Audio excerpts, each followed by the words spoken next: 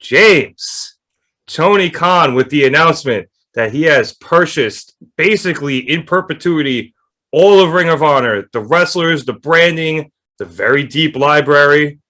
This is a huge announcement to the point where he actually showed up on screen for, I think, only like the third time in the speaking role since AEW has started. I think it was said to be the second, but that's who cares. Sorry, I think Tony, it's the Brody Lee one, and then he basically told Kenny off at one point where he was like, "You're having a match." That was off screen. Oh, was it really? He yelled at him behind the door, but I don't care. No, that was Mox. I'm sorry, I'm not to argue, but go ahead. Doors are being opened, their walls are being smashed down. It doesn't matter. Tony Khan did what Vince McMahon did 20 years ago, maybe a little different. I don't care.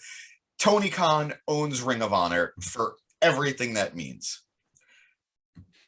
Emotionally, this is a lot for me. Ring of Honor is the company that showed me what wrestling is. It showed a lot of fans what wrestling is. It brought together the best independent wrestlers on the scene and had them wrestle on its card on a monthly basis. That's where the world was introduced to Bryan Danielson. That's where the world was introduced to CM Punk. That's where the world was introduced to Samoa Joe. We've had names like AJ Styles go through it. Red Dragon went through it. Adam Cole went through it, baby. If you are a major name in the early 2000s, you wrestled in Ring of Honor if you were on an indie. And throughout the last few years, we've seen Ring of Honor hasn't been held to the same esteem it once was. Whether we want to blame the pandemic or we want to blame, if we're being kind of honest, AEW for Ring of Honor's fall from grace. It was hard to be a Ring of Honor fan these last 5 years. With this purchase, we don't know what it means. We don't know if Tony Khan is going to keep Ring of Honor running as a separate brand from AEW. We don't know if Tony Khan is going to have Ring of Honor running at all with talent. We don't know if anybody's going to be contracted to Ring of Honor. It might just be an indie or a come as you can kind of company where you just have talent show up to Ring of Honor. Maybe he uses it as a farm system for AEW. We don't know. But this company now, those three letters, ROH, mean more today than they did yesterday. And that's fantastic. More than anything, and I've been saying this for weeks, I've been saying it once the rumors started, it isn't about what he does with the Ring of Honor of today or what he does with Ring of Honor tomorrow. What's important here, what's the true prize, is that Tony Khan now owns Ring of Honor's library. Tony Khan owns every amazing match that Ring of Honor ever had. And in a world where AEW is looking to be on a streaming service at some point, adding to your catalog, adding to your library is amazing, especially when so many of the stars you have today at one point appeared in Ring of Honor. I mentioned it when we were talking a couple weeks ago when they announced the dog collar match between Punk and MJF, how it's so important historically because Punk rose to prominence in his dog collar match with Raven. Well, guess where that match happened? Ring of Honor. Now we could go back. They could reference that. They could show that footage to show young CM Punk bleeding like he did tonight on Dynamite. We'll get to that later, spoiler. But they could go back and they could show that, and it'll mean so much more. WWE has its streaming with Peacock. WWE has its massive library, and it has its massive catalogs that it has from buying companies' libraries like AWA, when it bought WCW, when it bought ECW. It has its massive catalog. Now AEW is building its own, and it's doing it with stars that are currently in its roster. This is a win. I don't know. I know Tony has a history of overhyping things, and maybe this is a little bit of an overhype, maybe, but regardless, this is still huge news, and AEW is the better for it, and I think Ring of Honor is the better for it now too. Yeah, there's definitely a whole lot to digest. Obviously, there's not just the catalog, but the future as well. I will say that him now having this catalog does make him much more attractive to something like HBO Max, which was actually a rumor that this announcement might be that they might have a streaming deal coming out of this. That still could be in the cards. We don't know. It's been bandied about by a lot of people, but Chad, like I said, there's a lot here. So basically give you the floor to say your piece on it really quick. But I think it is very interesting that there are a lot of former Ring of Honor wrestlers, not even ones like the Bucks and Cole and even Hangman Page and people like that, but people who have just recently left after Ring of Honor's apparent reinvention, or what we thought was going to be the reinvention by Sinclair. But now, we have those guys like Jay Lethal and even Danhausen who are now under a contract for AEW that Tony could send back if he wanted to help build the brand back up. As I've said in the group chat, Tony is playing chess. This, regardless of how you feel about ROH or indie darlings or indie wrestling, period, this is a huge step. It's almost monumental. Now, I cannot, of course, come up with the conclusion or see how everything is going to work out, but regardless, end of the day, I don't want to say consolidating, because I'm thinking we're going to get a resurgence of ROH, but you taking on another company when you're already a huge established company, it makes all the sense in the world to me. Like I said, it's like when WWE got ECW as an acquisition. I think this is a beautiful, beautiful plan. I'm with you guys. I see the streaming coming. I have to agree with Eric on one note. I don't ever want to hear Tony Khan speak again. The speaking voice is not attractive. However, everything else I'm with. I'm excited. I kind of feel bad for Tony because he's good in interviews. Like, I've seen him on Dan Levichard's show a few times, and he's usually very good there. But I think he goes out there with so much adrenaline, he looks like he just did an 8-ball of coke, and like he's just like twitching with excitement. And so yeah, maybe he's not the best promo, but he is a decent speaker. So, but no, again, he speaks very eloquently. Yeah, but that's apologies in advance. But that's not his role, and he doesn't want it to be. So, in the off chance he goes out there and has to speak in front of a few thousand people, and he gets nervous, I'm gonna cut him a little bit of slack. Danny, I'm also sitting here laughing because James has mentioned the multitude of AEW guys that are on AEW or that were on Ring of Honor rosters, but you also have guys like Steen and Generico, where AEW now owns their back catalog too. So I find that fairly interesting as well. But I'm curious to just hear your general thoughts on this acquisition by Tony Khan. Like James is about to cut me off, so I'll let that go. Danny, I'm so sorry. I'm going to cut you off. I don't know why El Generico has anything to do with WWE. Yeah, that's a good point. That's a good point. Yeah. He's down in Tijuana with the orphans, and that he's doing God's work, but it has nothing to do with WWE. Well, you know what? I said Steen, and I just immediately said Generico afterwards out of habit. I understand now. You're absolutely right. Let's keep Danny. I'm so sorry. No, it's okay. It's an easy mistake to make. You pair those guys up, it makes sense. I do want to say, Tony Khan is good at speaking in, media scrum interviews. Not necessarily in a ring in front of the crowd on a mic. So it's two different types of speaking skills. He has one, not so much the other. But yeah, there's a lot of WWE guys in there too. Or someone who is maybe going to WWE soon. He had some time in Ring of Honor too. What's his name? I can't remember for the life of me. I want to say Stardust, but I don't know where I got that from. That's an item in Pokemon you can sell for $1,000. Wow, wow, that's true. And Pogo too. You need it. Pogo. I think you guys. You know what? There might be some cool things. Also, what's up to Dragoon of the West? Can't wait to hear your terrible opinions on things. But this was more of the big takeaway from this is now that Tony Khan has the footage and the rights to All In. Like, he owns that pay-per-view now. After all these years, not being able to show it or really, not having the rights to it, he has it now. He can do whatever he wants with it.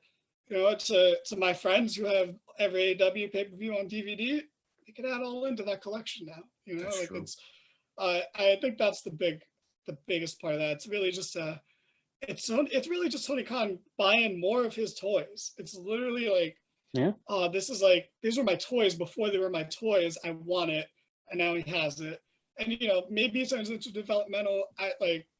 We'll see. Like I'm willing to let this ride out because I have no idea what's actually going to happen. But he's got all in, and that's all that I care about right now. To go off what Danny was saying, another toy for him to play with. This was a very expensive toy by all accounts. We were hearing numbers anywhere from 30 to 40 million. I don't think we're ever going to find out what he actually paid for. It was allegedly valued between 30 and 40 million before the sale. So if that's the ballpark in which he spent that money, granted, Tony is a billionaire. That money to him isn't that much, which is terrifying to say. But beyond that, if you're going to spend that type of money, because Tony Khan is working on a budget that he's imposing on himself, if you're working with a budget and you're going to spend 30 to 40 million dollars, you have to have plans for that. That's not just to say, well, look at this, I own it, Vince doesn't. He's doing that because he has a vision, and typically when Tony Khan has a vision, we all benefit. True. Unless it's the Jaguars. We wrestling fans benefit. Fair play. A couple of things, I guess, before we go here. Yeah, he definitely did buy it for shits and giggles. Like, I think he does have a plan, and we're going to talk more about this on the the podcast proper. So be sure to tune in. We'll probably even get a clip out probably by the end of the night with the rest of our thoughts, more probably involving our speculation for the future. I will say this though, especially now that they have this Hall of Fame class, and like we didn't even get into the fact that the Briscoes are probably going to be in AEW, but I can very much see Samoa Joe showing up now since he's going into the Hall of Fame class. So that's exciting. But like I said, we have a lot more thoughts on this that we will get into on the pod itself. So Can we not if Danny has his way. Dragoon of the West, because he thinks Adam Cole is mid. Well, no. First of all, we all love and care about Dragoon, but sometimes he's stupid. And beyond that, I would rather focus on another comment, which is that he's hoping that this ROH acquisition gets us a New Japan AEW event. I think we are inching towards that. We are getting closer and closer to that every day. And yes, I don't think you're going to have anybody argue with that. I think we've been inching towards it, and this is the first actual step towards it, as opposed to inching. This is Fair point. I would even contend that we might even get an AEW/ROH, New Japan, and maybe even an Impact. If like some Impact guys in there too. I appreciate that. That's so cute. No, it's not going to happen. You don't think so? Because I mean, Impact has been crossing over a lot with New Japan, and they have the Ring of Honor guys there too. So you're forgetting that I think I am 1/10 of the Impact audience, and as much as I want it, I haven't been rewarded at all these last few years. So I'm trying to be realistic. This is one of those, I'm usually a glass half full person. I'm just surprised there's a glass at this point. You couldn't see Chris Bay showing up at one of those shows? If there was like a Ring of Honor, New Japan, AEW show? Let me ask you this. If Jay White shows up to this show, is he representing Impact or is he representing New Japan? Well, he's representing New Japan. And he's representing Bullet Club, which it feels like its own thing right now. But I feel like if Chris Bay shows up, it's not because he's representing Impact, he's representing Bullet Club. Right, but it's still representation of Impact. That's fair. That's fair. I don't think it'd be like an insane amount of dudes, but I could definitely see a few of them showing up. It just makes it. Possibly. If Tony Khan gets drunk enough, he might just buy Impact. Give him a couple of White Claws, and he's just like, "I'll buy it from you guys." Like Tony Khan isn't a truly man. Oh, the Reddit seems to think he's a White Claw guy. But all right, like I said, we have a lot more to get to on that in the pod, and we'll have that clip out later tonight if you want to watch it. 2 hours later. But we will be starting with Tony Khan announcing on AEW Dynamite that he has purchased Ring of Honor. Now, according to a statement that was tweeted out shortly thereafter, Tony bought not only the promotion itself, but that included the video library, brand assets, intellectual property, etc., etc., etc. Now, we talked a bit about this on our live show directly following AEW Dynamite. So if you want to see more, you can go watch that, or we will be clipping this and putting them together, so you can go watch that as well. But James, it's very early from this announcement. Obviously, I'm going to you first now that you are all elite. But we're hearing early reports that it's possible this could be used as a developmental brand for AEW. So I'm curious to see what your thoughts are of where this purchase might go in terms of how Tony uses it as opposed to AEW. Ring of Honor has been feeding talent to larger companies for years and years. CM Punk, Bryan Danielson, Samoa Joe, Hangman, Adam Page, Adam Cole, Red Dragon. The list goes on and on and on. And now that it's official, this feels perfect. You know, WWE has been using the indies for a long time. They're not doing that anymore, but they had Evolve. They were using Evolve. They were using a lot of these companies as feeders, and now AEW has their own official feeder. I think as long as the brands are kept separate, and that's not to say that there can't be crossover. That's not to say that an AEW guy can't appear in Ring of Honor. That's not to say a Ring of Honor guy shouldn't appear in AEW. But as long as the brands are kept separate, I think this is the best thing Ring of Honor could have ever hoped for. Because their legacy will continue. It'll be under management that understands wrestling. Because nothing against prior owners, except for now Sinclair, who very much only bought Ring of Honor to have wrestling content on for their local markets, but didn't understand how to manage a wrestling company. Ring of Honor is going to get the guidance it needs from someone who cares, someone who respects its heritage. So if you have a guy like Bryan Danielson go down to Ring of Honor on a super show, if you have a guy like Christopher Daniels, another former Ring of Honor champion, go down to help train these young guys, I think this is spectacular. I think this is incredible. Ring of Honor is going to have more eyes on it than I think it's ever had before. I'm a diehard Ring of Honor fan. Growing up, I wanted to be Ring of Honor champion more than I wanted to be WWE champion, because to me it meant more. I learned how much I loved wrestling from Ring of Honor. So to see its legacy continue, to see this library, I'm praying to God, as soon as AEW gets a streaming service, we get this library out there. I want to be able to watch Bryan Danielson versus Nigel McGuinness. I want to be able to watch CM Punk's dog collar match with Raven. I want to be able to watch Samoa Joe versus Kenta Kobashi. I want to be able to watch these matches that I loved watching as a kid. And I'm all elite now, so that's cool. Like I think I'm getting a pay bump for being on the podcast now, guys. I'm so happy. I think that there is so much potential here, and so many more guys are going to get an opportunity, and that's the big deal. Wrestling needs to be for everyone, and people who might not really be built for AEW, but might be built for Ring of Honor, they're going to get their paydays, they're going to get their exposure, and it's great. A win across the board. Yeah, I think I agree with you where even if it is developmental, that it's best kept separate.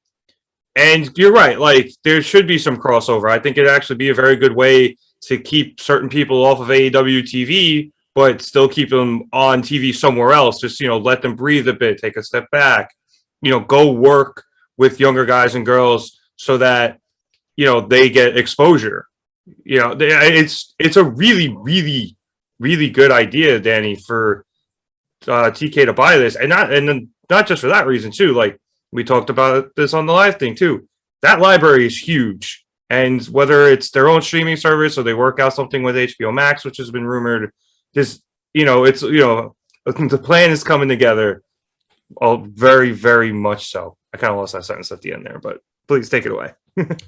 I do that all the time, so I can't criticize you for it. But yeah, and like I said on the live stream, I think honestly, I personally think the biggest thing is now them having the rights to All In and having that footage, because again, like that was the birth of all of this. Like, yeah, they're technically not the same thing, but it's called All Out because they couldn't use All In. Like it's so that's the big thing. And yeah, if you want to jump on streaming, that's because streaming services love content, and when you buy up a whole promotion that's been around for 20 years, that's a lot of content. And I don't know, like I'm not sure how they'll handle it being a developmental, or I don't think it'll be exactly a developmental, but it will be, even if they don't call it that. But yeah, they could always, because I can't say I've watched a lot of Ring of Honor, but I've seen a lot of the big Bryan Danielson matches. I've seen a lot of the big Punk matches, the Samoa Joe matches. So if they wanted, I don't know, maybe they want to do it almost like a stipulation and be like, hey, I want to fight you, but I want to fight you at Ring of Honor. I don't know. That's just me like spitballing random idea. That doesn't make too much sense. But like if they're gonna go back, I would like them to be like, motivated to go back. But ultimately, this is just a good thing. I kind of say I think Tony Khan needs to just stop hyping things up, because even though I think this lives up to it, I think he's just setting too many expectations. But this is a huge win, because I think there were times where there was rumors of WWE wanting to buy the Ring of Honor library just to have more stuff for the network at the time. But yeah, like I said, they could do an HBO Max thing. I think I haven't used much HBO Max, but it seems better than Peacock. I I'm not a agree. big fan. I do agree. Very Yeah, much. no, it definitely is. Yeah, I haven't used it much. I'm not gonna lie, but yeah, it seems better. I don't like Peacock. I wish WWE Network was sold to like Disney or something, just so it'd be on a better fucking interface. But anyway, yeah, I think this is pretty cool. And God, if they're gonna put this on streaming, I'm gonna watch so many matches that I definitely should have watched but never watched before. So this is just a win for the hardcore wrestling fans like us. Absolutely. Yeah, it's definitely exciting. Chad, I don't know if you've watched a whole lot of Ring of Honor, but you do watch a lot of NXT, and there was that really, the peak of NXT there where it almost felt like Ring of Honor was just feeding NXT to go to WWE. I feel now like we're just going to kind of skip the NXT part of this, and we're going to have Ring of Honor kind of being that peak NXT for AEW. I absolutely have to agree. When James said it earlier, it hit a light bulb in my mind. I don't think I've ever seen a full episode or anything of ROH.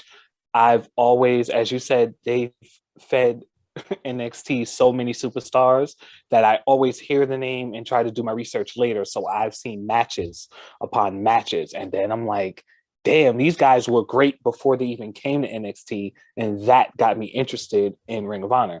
So with that being said, that's what I'm looking forward to the most. I mean, as a wrestling fan, just the content and the years of content, because ROH has been around forever, like literally 20 plus, and I've always heard it, but I've just never, I guess, focused enough to pay attention to it. So I'm with you guys. It's a win for us. It's huge to be with AEW. It's going to be remarkable, especially if they use it properly as a developmental. That's going to be key.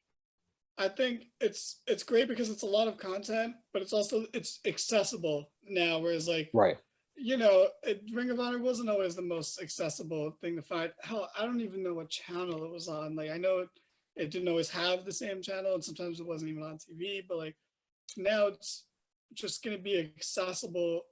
It's going to be on the same playing field as so many other things that are on streaming services, and you know what? Like that's a win.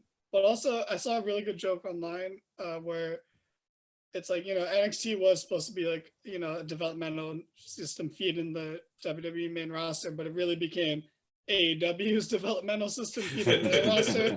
But now AEW doesn't even need NXT. So really, what's the point of NXT anymore? It's not serving any purpose now. Well, it's better than Raw still, so. It is not, actually. I will argue that Raw is better than SmackDown. I'm sorry, this is a tangent. We don't do them, but I'm doing one real quick. Raw's better than SmackDown and better than NXT 2.0, especially lately. I'll defend that. I agree with the 2.0. We're getting our first infighting in the group. We're gonna have Danny's Raw fast forward versus Chad's NXT fast forward. Okay, well, no, brand see, supremacy. I watch Chad's NXT fast forward. I don't watch NXT, so for me to say it's just bad is kind of unfair, but The following fast forward is scheduled for one fall. No, James, I think the other intriguing thing about this for me is AEW has signed a lot of Ring of Honor guys since Ring of Honor has released everybody. But then there's also all of the guys and girls who aren't signed to AEW. I know a lot of them are running around in Impact right now. I don't necessarily know all their contract situations, but do you think that some of these people, especially the champs, like I believe Gresham is Ring of Honor champ right now. Yes, do you sir. believe those people are going to end up being re-signed to Ring of Honor, or are they kind of still out on their own? It's a fascinating subject because, again, we don't really know the contract status of a lot of these guys. Jonathan Gresham is one of 2 Ring of Honor champions right now. It's him and Bandito, who had the title but then had to drop out of the title match because he had COVID. They're going to have a unification match at the Super Card of Honor in April. And Bandito is a guy who wrestled the main event of All In. It was him, Rey Mysterio, and Rey Fenix against the Bucks and Kota Ibushi. And Bandito was offered an AEW contract, but because AEW wasn't really a thing yet, he turned it down and he went to Ring of Honor instead. So who knows? He could be popping up in AEW. Jonathan Gresham, who is carrying the Ring of Honor torch right now. People are dying for him to wrestle Bryan Danielson. There is money to be made there. There's a magical match there. And then you have other Ring of Honor stalwarts like Dalton Castle. Dalton Castle's not wrestling anywhere right now. Maybe he shows back up in Ring of Honor. I don't know about the Honor No More guys from Impact. I don't know if they've officially signed with Impact. I don't know if that was just a holding thing until this new ROH deal happened. I don't know. There's a lot of talent on the table, and whether they come in for little deals, whether they come in for longer programs, or whether they're signed to full-time contracts, it's too early to tell. But I don't see Tony trying to make Ring of Honor the 3rd or 3.5 hours of AEW, or honestly the 4th hour of AEW. I think he knows what Ring of Honor is. I think he's going to cultivate all the things that worked from Ring of Honor. I think he's going to weed out the things that didn't work from Ring of Honor for the most part, and all the while doing this in a way that will supply AEW with better talent. Now, does that mean a guy like Matt Taven is going to be getting an AEW contract? I don't know. I don't think so, but we'll see. They have so much potential, and there are very few ways I think that they'll fuck this up, or they could fuck this up. Well, I think I wanted to mention this earlier, I completely forgot, but I think the best part of this for me is just I feel good for Ring of Honor because they did handle the pandemic the best out of all the Yeah. wrestling companies. So for them to not be gone is nice, and Right. that feels good. But now to offset that mushy stuff with a joke, they should sign Brandon Cutler so he has 3 contracts. Oh my God, yes, please. But actually, like, I know you said that as a joke, but I do love. Look at what happened tonight on Dynamite. Pretty Peter Avalon, who is no longer under AEW contract, but they brought him in for Dynamite because he worked in this spot. He would work beautifully in Ring of Honor, helping younger guys get over. The wingmen, Caesar Bonani, Ryan Nemeth, JD Drake, these are guys that work in what could be this new Ring of Honor as the old guard helping the young talent get that experience. Do they belong on Dynamite every week? No, sorry, Pretty Peter. But that doesn't mean they don't have a place within Tony Khan's wrestling world. And oh man, I'm so happy. I'm so excited. Yeah, and then I'm also, happy you're happy. Thank you, Chad. Thank you. but also too, then guys like that, you can have them under Ring of Honor contract and still allow them the opportunity to go and wrestle other places, which is also cool. And then the other thing I wanted to ask you, James, is I think on the women's side, Deonna Purrazzo is still the ROH Women's Champion. So Yeah, she I know they'll is. probably have some time to take the title off of her because I do believe she is under Impact contract. But So here's the deal. Currently, Deonna Purrazzo is a double champion. She is the Reina de Reinas of AAA, and she is the Ring of Honor Women's Champion. And every week, or she's been doing a champ challenge where she'll have someone come in and challenge her, and they get to pick which belt they're going to challenge her for. Now with how this is going, I would not be shocked to see an AEW woman take the Ring of Honor women's title. And I think that is a great way of keeping that forbidden door just slightly ajar to Impact. Man, if Brandy Rhodes had just stayed, there would have been a title waiting there for her. it'd also God. it'd be kind of cool if Mickey James got it and she was in Ring of Honor / AEW / everything. Just continue that trend. Honestly, that I really enjoy what she's doing with that. Where she's like, I'm just gonna show up wherever the fuck I want with whatever title I want. I love it. There's one woman I actually feel bad for in this situation, and that's, I mean, maybe not bad. Maybe this is what she wanted, but Roxy, she just signed a WWE developmental deal, and she was the last Ring of Honor Women's Champion. She's the person who lost it to Deonna Purrazzo. And who knows, like, maybe if this deal had happened a month ago or a month and a half ago, maybe Roxy would have been an AEW talent instead of a future NXT superstar.